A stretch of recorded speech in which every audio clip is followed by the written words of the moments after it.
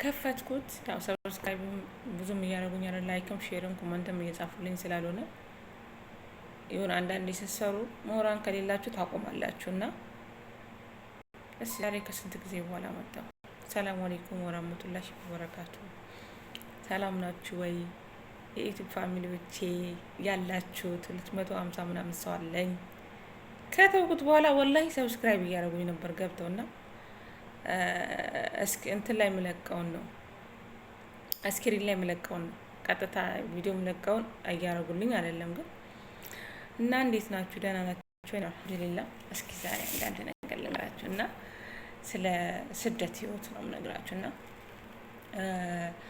እውነት ለመናገር አንዳንዴ በህይወታችን ብዙ ፈተናዎች ልናይ እንችላለን። ስደት ላይ ስንኖር እንታመማለን። ጤነኛ እንኳን ሆነን መተን እዚህ ሀገር ነው በሽታን ይዘን የምንገባው እና 10 አመት እዚህ ሰርተን ምንም ነገር ሳይኖር የምንገባ ሰዎች አለን። እውነት ለመናገር መጀመሪያ ስንመጣ እንኳን ከሀገር ስንመጣ አላማ ኖሮን እንመጣለን። አላማሽን ግን የሚያደናቅፍብሽ ሰው ካለ መቼም ቢሆን መቼም አይደለም 10 አመት 20 አመት ብትሰራው ትለወጭ። ግን ጠንካራ ከሆንሽ ከጎንሽ ጠንካራ ሰው ካለ ትለወጫለሽ።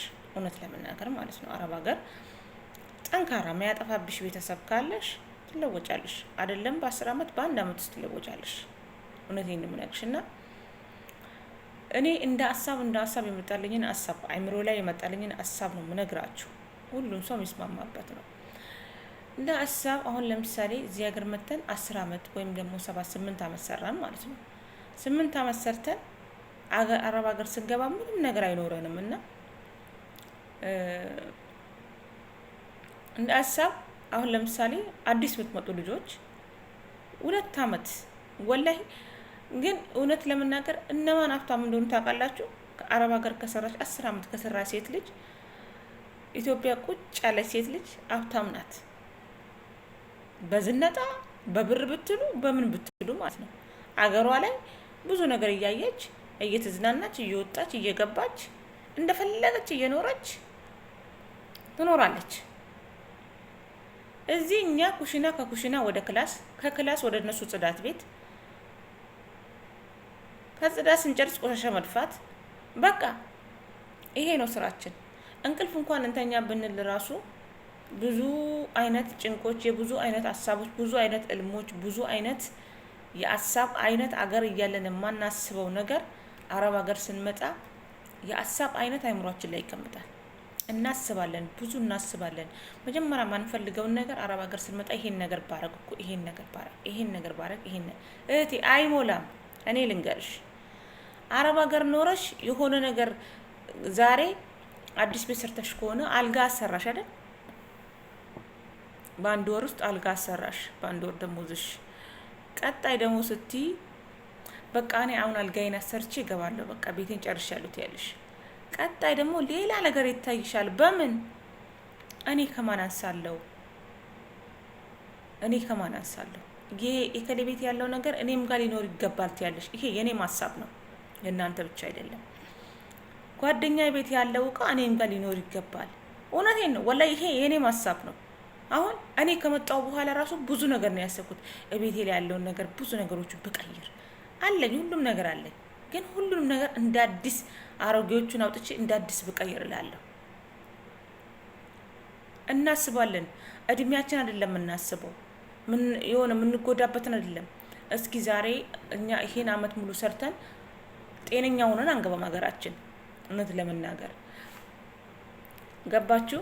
ስለዚህ ምንድን ነው እንደ ሀሳቤ እኔ የምነግራችሁ የ2 አመት ደሞዝ ምንም ሳታጠፊ ምንም ነገር ቢያንስ 2 አመት እንበል 3 አመት ብትሰሪ የ2 አመት ደሞዝ ለራስሽ ቁጥር አድርገሽ ይዘሽ ገብተሽ አገር ላይ በትንሹ ትንሽዬ ሱቅ ወይም ደግሞ እንደዚህ ቁጭ ብለሽ ልብስ ምናምን ፎዴ ምናምን አምተሽ እንደዚህ ቦንዳዎች ምናምን አምተሽ እየሸሽ የሆነ ሱቅ ነገር ተከራይተሽ እየሸሽ ወደ ትልቅ ሱቅ የምትቀይሪበት ነው። ወላሂ ነው የምልሽ። ብዙ የተቀየሩ ጓደኞች አሉ። ቦንዳ የ2 አመት ብር ይዘው ገብተው 2 ጓደኞቼ የ2 አመት ብር ይዘው ገብተው አንዷ የአዳማ ልጅ ናት፣ አንዷ ደግሞ የእንትን ልጅ ናት። የምንድነው ይሄ ምንድነው? በእናትህ ከጎንደር ቀጥሎ ያለው ምንድነው? አላውቅም።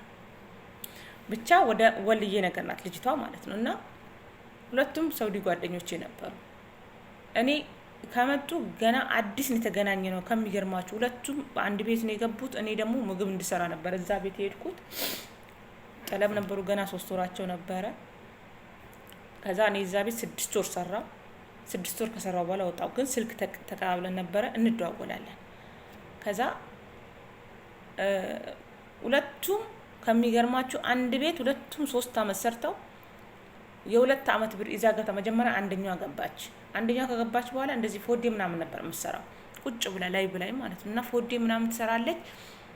ያንን ፎዴ ልክ 1 አመት በኋላ ይሄ ቦንዳ ምናምን ፎዴ ነው የሚባለው፣ ግን ያው ቦንዳ ልበላችሁ። እና ከ1 አመት በኋላ ምን አደረገችው?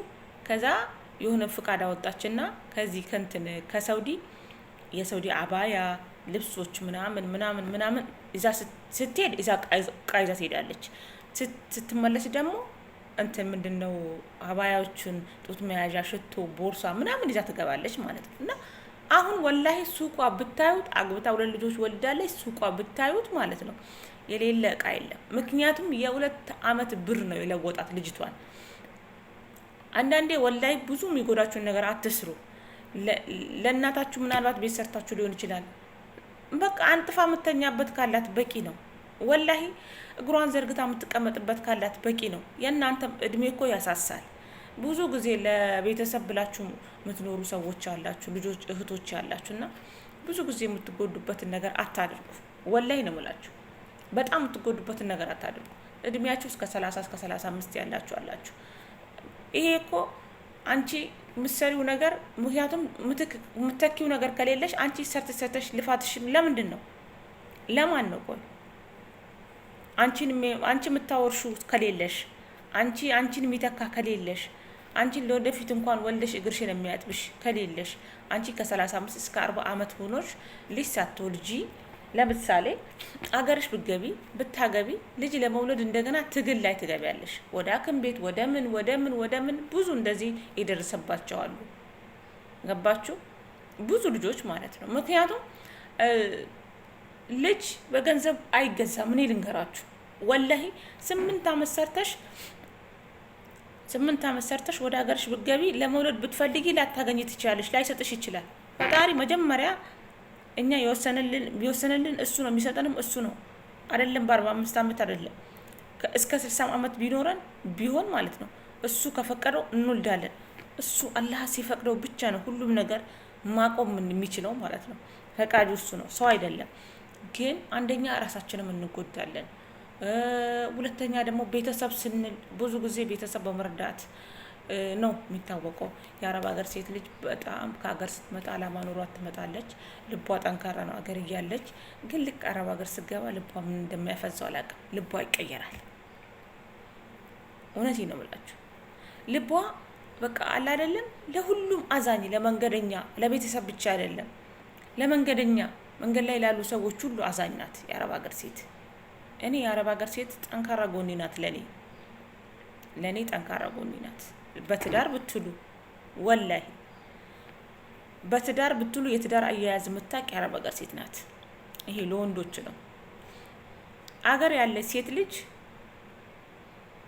አገር ያለ ሴት ምንም ነገር ያላየች ወጣ ያላየች ችግርን ያልተማረች ሴት ልጅ ለትዳር አትሆንም። አረብ ሀገር ያለ ሴት ልጅ ብዙ መከራን ብዙ ስቃይን አይታ ችግርን አይታ ሁሉን ነገር የበትር አይነት የግልምጫ አይነት የስድብ አይነት ወርዶባት ትዳሯን ስትይዝ ግን እንዴት አርጋ እንደምትይዘው እኔ ልነግራችሁ አልችልም፣ ከኔም ጭምር ማለት ነው። እና ሰላም ሁኑልኝ፣ ሰብስክራይብ አድርጉኝ። እና ይሄ ነው አላማ። እኔ 2 አመት ደግሞ እዛችሁ ገብታችሁ አግብታችሁ ወልዳችሁ በ2 አመት ደግሞ ጠንክረሽ ገብተሽ ከሰራሽ ትለወጫለሽ እህቴ። እኔ ልንገርሽ ወላሂ ነው የምልሽ፣ ትለወጫለሽ። 10 አመት ስለሰራን አይደለም፣ 8 9 7 አመት ስለሰራን አይደለም። እኔ ሰርቻለሁ። እኔ ሳውዲ ላይ ሰርቻለሁ፣ 7 አመት ሰርቻለሁ። እኔ ልንገራችሁ አሁን ያለሁት ዱባይ ነኝ። ወልጄ አግብቼ ማሻአላህ ምርጥ ባል ሰጥቶኝ አባት የመሰለ እንደ ወንድምም እንደ አባትም እንደ ባልም የምመካበት ባል ሰጥቶኝ አላህ አልጣለኝም፣ ጥሎ አልጣለኝም። የአባቴና የእናቴ ምርቃት ስላለኝ ብቻ በጣም የምወደውና የማፈቅረው ባል አለኝ። በጣም ቆንጅዬ ወንድ ልጆች አሉ። 3 አለኝ። እና ልነግራችሁ ምን ልላችሁ ፈልጌ ነው፣ አሁን ዱባይ ነኝ። አሁን ዱባይ እየሰራው ነው። ግን ምን ልላችሁ ፈልጌ ነው፣ የ2 አመት ደሞዝሽ ከገባሽ እኔ መጀመሪያ ለምን አንቺ አልተለወጥሽም ልትሉኝ ትችላላችሁ።